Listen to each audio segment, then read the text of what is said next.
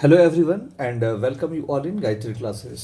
सो आज का ये वीडियो बनाने का मेन मकसद है कि आपको हम क्लास 10th की ज्योग्राफी का जो फर्स्ट चैप्टर है जिसका नाम है रिसोर्स एंड डेवलपमेंट, इसका मैं एक एक बेहतर सॉल्यूशंस पार्ट आपको दे दूं ताकि आप एक अच्छे से अपना फेयर को कंप्लीट कर सके। ठीक है, तो इस चैप्टर्स में आपको मेनली जो है एनसीईआरटी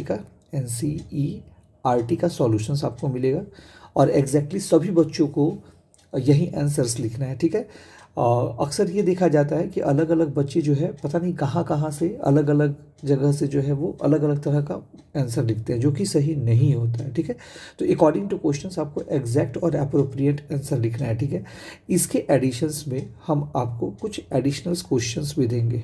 ठीक है, इसी में हम मर्ज कर देंगे इसी वीडियो में ताकि आपको आसानी से वो सारा क्वेश्चंस और आंसर्स मिल जाए, क्योंकि आप देखेंगे कि आपके बुक में एनसीईआरटी का जो एक्सरसाइज का क्वेश्चन है वो बहुत लिमिटेड है। ठीक है, तो उतना से काम नहीं चलेगा, उसके अलावा आपको एडिशनल क्वेश्चंस जो है वो देखना ही पड़ेगा। ठीक है, क्योंकि इसमें एडिशनल क्वेश्चंस में आपको एसर्स और रीजंस देखने को मिलेगा, केस बेस देखने को मिलेगा, सेंटेंस टू बी करेक्टेड देखने को मिलेगा, ज़्यादा से ज़्यादा ऑब्जेक्टिव्स देखने को मिलेगा। तो ये सब की वजह से जो है ये वीडियो बनाया जा रहा है ताकि आपको बेहतर एक आप फेयर नोटबुक तैयार कर सके और एग्ज़ाम से पहले अगर एक बार थोड़ा सा अच्छे से देख लें तो वो सारा पॉइंट्स आपके दिमाग में आ जाए। ठीक है, तो हम आशा करते हैं कि आप फेयर को एक बेहतर ढंग से बनाएंगे और तभी हम उसको अच्छे से चेक कर पाएंगे, अदरवाइज़ आपके फेयर को हम चेक नहीं करेंगे। ओके, तो आइए देखते हैं सबसे पहले एनसीईआरटी, उसके बाद से एडिशनल कुछ क्वेश्चन है जिसका सॉल्यूशंस आपको देखने को मिलेगा और आप कभी दूसरे में से कॉपी नहीं करेंगे, खुद से वीडियो प्ले करेंगे और खुद से उसको पॉज करके लिखेंगे ताकि गलती होने का चांसेस बिल्कुल जीरो हो। ठीक है, तो ये देखिए यहाँ पे आपका ज्योग्राफी का जो चैप्टर नंबर 1 है रिसोर्स एंड डेवलपमेंट, उसका सारा मल्टीपल चॉइस क्वेश्चंस आपको यहाँ पे देखने को मिलेगा। हाँ, एक चीज़ ध्यान रखिएगा कि जितना भी मल्टीपल चॉइस क्वेश्चंस है उसका बहुत सारा फोर ऑप्शंस दिया हुआ है, तो there is no need to write the all the options and then you are going to choose the correct one. No, simply write the questions and write the correct options, that one's enough for you. Okay, so after that see question number 2nd, after that see question number 3rd, after that see question number 4. Okay, after that see question number 5, like this way. In question number 2 there are again the 4 questions given. Okay, so the solution is given below. Let's see this, read questions properly. देखिए, हमने आपसे ये कहा कि ये video बनाने का main मकसद मेरा पढ़ाना नहीं है, बल्कि सिंपली आपको एक सॉल्यूशन पार्ट देना है ताकि हर एक बच्चे का फेयर नोट्स एक बेहतर ढंग से बन सके। ठीक है, तो आगे देखिए, पढ़ाना तो हम क्लास में करते ही हैं, वहाँ पे हम आपको बेहतर ढंग से पढ़ाएंगे ही। ठीक है, यहाँ पे बस मेरा टारगेट है कि ताकि आपको एक बेहतर सॉल्यूशंस पार्ट मिल सके। ठीक है, और अलग अलग बच्चों का जो है अलग अलग आंसर्स ना हो। ठीक है, क्योंकि अक्सर देखा जाता है कि बहुत सारे बच्चों का क्वेश्चंस 2 मार्क्स का रहेगा, वो कुछ ज़्यादा पॉइंट्स दे देंगे, ज़्यादा मार्क्स का रहेगा कम पॉइंट्स दे देंगे, तो ये भी आपका एक गुड साइन नहीं है। ठीक है, तो उसमें आपको मार्क्स जो है कटने का चांसेस ज़्यादा रहता है। ठीक है, तो इस चीज़ को ध्यान रखेंगे। ओके, और ये सारा अच्छे से लिखेंगे, बनाएंगे, और यहाँ देखिए प्रोजेक्ट एक्टिविटीज़ भी है, थोड़ा सा एक बार गो थ्रू कर लेंगे, अच्छे से देख लेंगे। ठीक है, तो ये आपका एनसीईआरटी का सॉल्यूशन हो गया। इतना से आपका काम चलने वाला नहीं है, इसके अलावा कुछ एडिशनल क्वेश्चंस हम आपको देने जा रहे हैं और उसको भी आप बहुत बढ़िया और अच्छे से क्या करेंगे, फेयर में बनाएंगे। ठीक है, उसके बाद आप देखेंगे कि आपको क्लास में हम बार बार इस डेफिनेशंस को कह रहे थे कि डिफाइन रिसोर्सेज। ठीक है, इसको आप बार बार अच्छे से देखेंगे। तो हमने क्लास में बोला था ना ये चीज़ कि everything which is available in our environment which we use to satisfy our needs, it must be technologically accessible, economically feasible and culturally acceptable. ठीक है, ये पार्ट को आपको ऐड करना है। उसके बाद से हमने एक और चीज़ भी देखा था, ये ट्रायंगुलर पार्ट, कि we human being use nature with the help of technology to make a institution. ये चीज़ आप देखेंगे। और उसके बाद से आप देखिएगा द क्लासिफिकेशन ऑफ रिसोर्सेज हमने क्लास में कराया था। ठीक है, तो रिसोर्सेज को हम लोग जनरली 4 भागों में बांटा था, on the basis of origin, on the basis of exhaustibility, on the basis of ownership and last था, बताइए क्या बात है, आप तो बहुत अच्छा जवाब दे दिए, on the basis of status of development, ठीक है। तो उसके बाद से आप देखेंगे कि इसका यहाँ पे बायोटिक और एबायोटिक में आप देखिएगा कि इसका अच्छे से डेफिनेशन यहाँ दिया हुआ है। उसके बाद से रिन्यूएबल किसको कहते हैं, नॉन रिन्यूएबल किसको कहते हैं, ये सारा चीज़ एक बार अच्छे से देख लेंगे।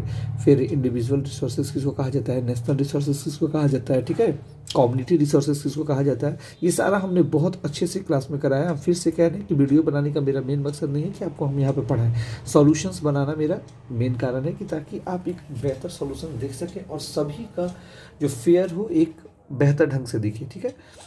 और उसके बाद से आप देखिएगा इंटरनेशनल रिसोर्सेज, ये चीज़, उसके बाद से स्टेटस ऑफ डेवलपमेंट क्या, ये सारा चीज़ आप देखिएगा, ठीक है।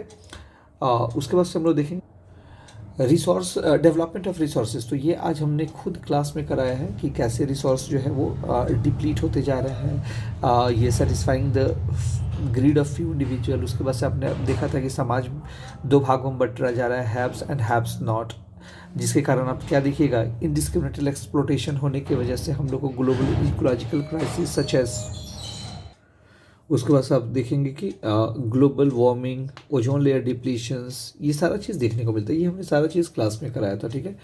उसके बाद से फिर रिसोर्स प्लानिंग हम लोग देखेंगे, ठीक है, ये क्लास में हम लोग देखेंगे, ठीक है। तो ये ज़्यादा टेंशन लेने की बात नहीं। हाँ, ये चीज़ थोड़ा एक अच्छे से देख लीजिएगा क्योंकि हम लोग की बुक में ये उतना अच्छे से नहीं दिया हुआ है, लेकिन इसको एक बार थोड़ा अच्छे से देख लीजिएगा, ठीक है। हाँ, ये वाला क्वेश्चन हमेशा देखने को मिलता है कि what are the reason of the degradation of land, क्या कारण है लैंड जो है हमारा दिन प्रतिदिन जो है वो ख़राब होते जा रहा है। तो आप देखिएगा ज़्यादा से ज़्यादा माइनिंग करने से जो है हमारा लैंड बद से बदतर होते जा रहा है। उसके बाद सब देखिएगा ओवर ग्रेजिंग ज़्यादा करने से भी, वाटर लॉगिंग की वजह से भी, इंडस्ट्रियलाइजेशन की वजह से भी, तो ये सब सारे मेजर कारण है जिसकी वजह से जो हमारा लैंड जो है वो डिग्रेड हो रहा है। तो इससे हमको बचना कैसे है, इसका सॉल्यूशंस क्या है, तो ये भी क्वेश्चंस जो है साथ में आ जाता है। ये फॉरेस्टेशन, ज़्यादा से ज़्यादा पेड़ लगाइए, प्लानिंग शेल्टर बेल्ट, मतलब एक अगर आपके पास लैंड है तो उसकी, एग्रीकल्चर लैंड है तो उसके इर्द गिर्द जो है आप पेड़ लगा सके ताकि सॉइल इरोजन को रोका जा सके। तो ये सब चीज़ इंपॉर्टेंट है, ये आप लोग अच्छे से देख लेंगे, ठीक है। उसके बाद से ये भी देखना बहुत जरूरी है, classification of soil means alluvial soil. उसके बाद से आप देखेंगे अलुवियल सॉइल्स में ये दिया हुआ है बांगर सॉइल एंड खादर सॉइल। उसके बाद देखिएगा ब्लैक सॉइल, ब्लैक सॉइल को हम लोग रेगर सॉइल भी कहते हैं या ब्लैक कॉटन सॉइल्स भी कहते हैं, ठीक है। उसके बाद red and yellow soil, laterite soil, arid soil, okay, forest soil, ये सब बहुत बहुत इंपॉर्टेंट है। आप इसको बहुत अच्छे ढंग से देखेंगे, हम बार बार कह रहे हैं क्योंकि इससे बहुत सारा क्वेश्चंस देखने को मिल। उसके बाद देखिए सॉइल इरोजन क्या होता है, गुली इरोजन होता है। अगर रियली में आप थोड़ा सा अच्छे से कंसंट्रेट करते होंगे ना तो आपका बहुत ही बेहतर ये फेयर होने वाला है और आप बहुत बेहतर ढंग से इसको आप हर एक बच्चे के बुक में ये वाला फिगर बना हुआ है, ठीक है। तो आप कोशिश करेंगे कि ये वाला हूबहू आपको एक फेयर नोटबुक में पेपर पे चिपकाना है या बनाना है जिसमें आप कंफर्टेबल हो, और इसमें हर सॉइल्स को लोकेट करना है। जैसे जैसे यहाँ पे इंडेक्स में लोकेट है वैसा ही आप लोकेट करेंगे और बार बार इसको प्रैक्टिस में रखेंगे ताकि आपको आसानी से ये चीज़ दिमाग में बैठ जाए और आप अच्छे से समझ सकें, ठीक है। ये रिसोर्स एंड डेवलपमेंट का माइंड मैप है, ठीक है। तो अगर आप अच्छे से अगर चैप्टर्स को पढ़े हुए हैं और इसको एक बार अच्छे से रीड कर लें तो आपके दिमाग में ओवरऑल चीज़ आ जाएगा कि ये चैप्टर मेनली किस चीज़ के बारे में था, ठीक है। इसके बाद आइए हम लोग मल्टीपल चॉइस क्वेश्चंस के बारे में देख रहे हैं और यहाँ पे आपको बहुत सारा वैरायटीज़ ऑफ क्वेश्चंस मिलेगा और चिंता नहीं करना है कि सर इसमें तो आंसर दिया ही नहीं हुआ है। आंसर दिया है एकदम लोअर पार्ट में दिया हुआ है, ठीक है। आप स्लाइड करके हम अभी दिखाएंगे और सब ये सब का आंसर जो है वो नीचे दिया है, तो आप यहाँ ध्यान दोगे। चलो एक दो पढ़ते हैं, देखते हैं क्या है question. Which one of the following soil is ideal for growing cotton. या जस्ट हमने बताया था कि इस सॉइल्स को हम लोग को कॉटन सॉइल्स भी हम लोग कहते हैं या ब्लैक सॉइल कहते हैं या रेगर सॉइल कहते हैं, समझे। तो ये चीज़ ध्यान में रखिएगा। सॉइल इज फॉर्म्ड, इसमें से आप ऑप्शंस की मिट्टी कैसे बनता है, ठीक है। तो हम फिर से कह रहे हैं कि हम ये वीडियो जो है पढ़ाने व्यू से नहीं बना रहे, बस सॉल्यूशंस पार्ट के लिए। क्वेश्चन नंबर 4, उसके बाद से क्वेश्चन 5, क्वेश्चन नंबर 6, उसको देखिए कितना, क्वेश्चन नंबर 7, ठीक है, question number 8, question number 9 and question number 10, ठीक है। उसके बाद से देखिए क्वेश्चन नंबर 11, 12, 13, ये सारे बाबू क्वेश्चंस को आप लोग बहुत अच्छे से बनाएंगे, हम बार बार कह रहे हैं, ठीक है। 14, 15 बिल्कुल उबना नहीं है, ठीक है।